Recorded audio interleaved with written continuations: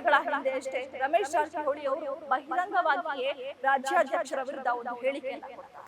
ನನ್ನ ಕೆಲಸ ಮಾತನಾಡುತ್ತೆ, ನನ್ನ ಸಾಧನೆ ಮಾತನಾಡುತ್ತೆ. ಪರೋಕ್ಷವಾಗಿ ರಮೇಶ್ ಜಾರಕಿಹೊಳಿ ಅವರಿಗೆ ಹಾಗೆ ಅಸಮಾಧಾನಿತರಿಗೆ ಬಿ.ವೈ. ವಿಜಯೇಂದ್ರ ಅವರು ಟಕ್ಕರ್ ಕೊಟ್ಟಿದ್ದಾರೆ. ಗ್ಯಾರಂಟಿ ಗ್ಯಾರಂಟಿ ಗ್ಯಾರಂಟಿ, ಇದು ಗ್ಯಾರಂಟಿ ನ್ಯೂಸ್. ಸುದ್ದಿ ಖಚಿತ, ನ್ಯಾಯ ನಿಶ್ಚಿತ.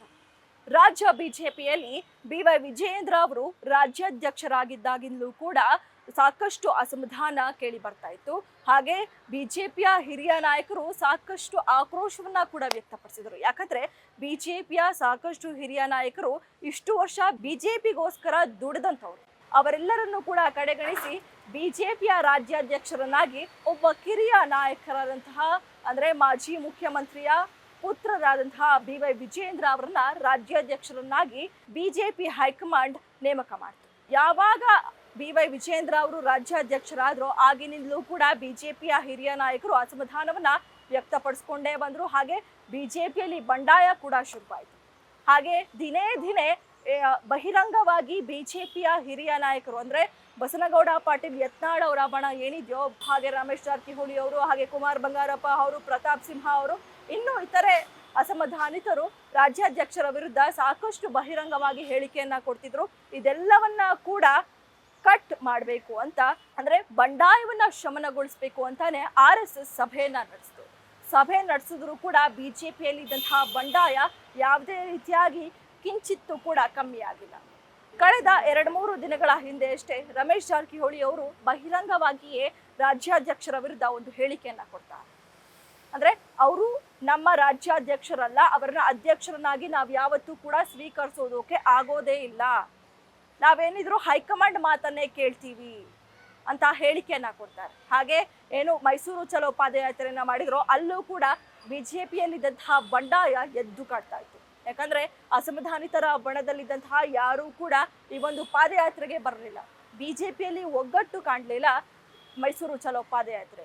ಇದೀಗ ಈ ಎಲ್ಲದಕ್ಕೂ ಕೂಡ ಮೌನವಾಗಿದ್ದಂತಹ ರಾಜ್ಯಾಧ್ಯಕ್ಷರಾದ ಬಿ.ವೈ. ವಿಜಯೇಂದ್ರ ಅವರು ಉತ್ತರವನ್ನ ಕೊಟ್ಟಿದ್ದಾರೆ.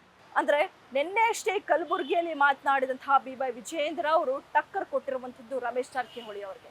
ಯಾವ ರೀತಿ ಅಂದ್ರೆ ವಿಧಾನಸಭಾ ಚುನಾವಣೆಯಲ್ಲಿ ಬಿಜೆಪಿ ಸೋಲನ್ನ ಕಂಡ ನಂತರ ಬಿಜೆಪಿ ತನ್ನ ವರ್ಚಸ್ಸನ್ನೇ ಕಳೆದುಕೊಂಡಿತ್ತು. ಯಾವಾಗ ಬಿ.ವೈ. ವಿಜಯೇಂದ್ರ ಅವರು ರಾಜ್ಯಾಧ್ಯಕ್ಷರಾದ್ರೋ ಆಗ ಕಾರ್ಯಕರ್ತರಲ್ಲಿ ಹಾಗೆ ಬಿಜೆಪಿ ಪಕ್ಷದಲ್ಲಿ ಮತ್ತೆ ಮೊದಲು ಇದ್ದಂತಹ ವರ್ಚಸ್ ಮತ್ತೆ ಕಾಣಿಸ್ತು ಅಂತ ಕೆಲ ನಾಯಕರು ಬಿ.ವೈ. ವಿಜಯೇಂದ್ರ ಅವರು ರಾಜ್ಯಾಧ್ಯಕ್ಷರಾದಾಗ ಹೇಳಿಕೆಯನ್ನ ಕೊಟ್ಟಿದ್ರು.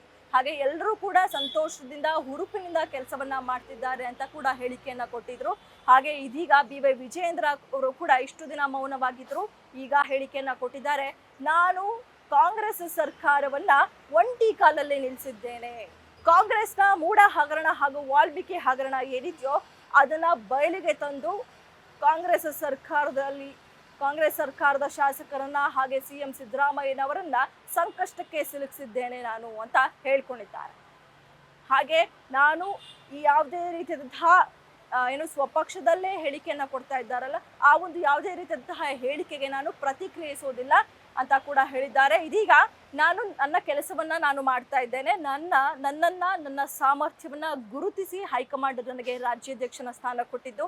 ಯಾವುದೇ ರೀತಿಯಾದಂತಹ ಅಂದ್ರೆ ನನ್ನ ತಂದೆಯವರ ಅಧಿಕಾರದ ಪ್ರಭಾವದಿಂದ ನಾನು ರಾಜ್ಯಾಧ್ಯಕ್ಷನಾಗಿಲ್ಲ ಅನ್ನುವಂಥ ಹೇಳಿಕೆಯನ್ನ ಕೂಡ ಕೊಟ್ಟಿದ್ದಾರೆ. ಹಾಗೆ ನನ್ನ ಕೆಲಸ ಮಾತನಾಡುತ್ತೆ, ನನ್ನ ಸಾಧನೆ ಮಾತನಾಡುತ್ತೆ. ನನ್ನ ಪಕ್ಷದಲ್ಲಿರುವಂಥವ್ರು ಹಾಗೆ ಸ್ವಪಕ್ಷದಲ್ಲಿ ಏನು ಬಿಜೆಪಿ ಪಕ್ಷದಲ್ಲಿರುವಂಥವ್ರು ಕೂಡ ಮಾತನ್ನ ಬಿಟ್ಟು ಅಸಮಾಧಾನವನ್ನ ಹೊರ ಹಾಕೋದನ್ನ ಬಿಟ್ಟು ಕೆಲಸ ಮಾಡಿ ತೋರಿಸ್ಬೇಕು ಅಂತ ಪರೋಕ್ಷವಾಗಿ ರಮೇಶ್ ಜಾರಕಿಹೊಳಿ ಅವರು ಹಾಗೆ ಅಸಮಾಧಾನಿತರಿಗೆ ಬಿ.ವೈ. ವಿಜಯೇಂದ್ರ ಅವರು ಟಕ್ಕರ್ ಕೊಟ್ಟಿದ್ದಾರೆ.